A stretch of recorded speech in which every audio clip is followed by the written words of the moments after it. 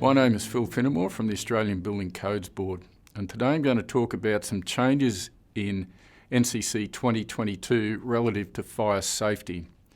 Now, the changes being made here haven't fallen from any review of an acceptable construction practice, but rather a discovery of some provisions currently existing in 2019 that need to be corrected.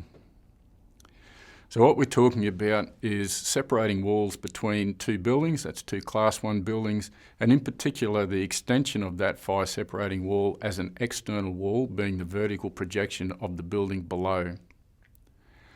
So in this particular photo, we're looking at a set of townhouses.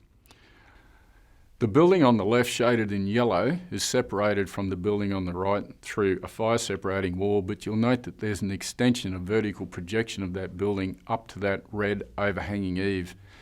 The problem that we're trying to solve in this is the fact that there's a potential source of fire spread from the roof in the yellow shaded building into the building on the right there through that red eave area.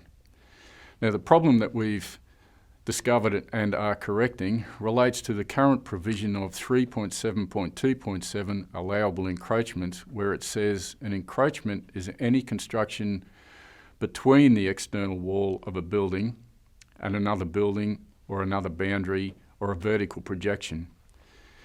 Because it's saying an encroachment is something that is between the wall of the building and something else, it doesn't take into consideration where the projection is beyond that particular line.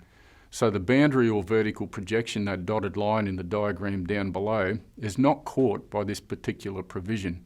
Because it's extending beyond that, it's not captured because it's not between the wall and something else, which effectively means you can actually have this particular situation, which is not a desirable situation to have and doesn't necessarily meet the intention of the code. So what we've done to correct that is added in the housing provisions for 2022 a new subclause in 9.2.9, and that's there in D, highlighted by that yellow or red outline.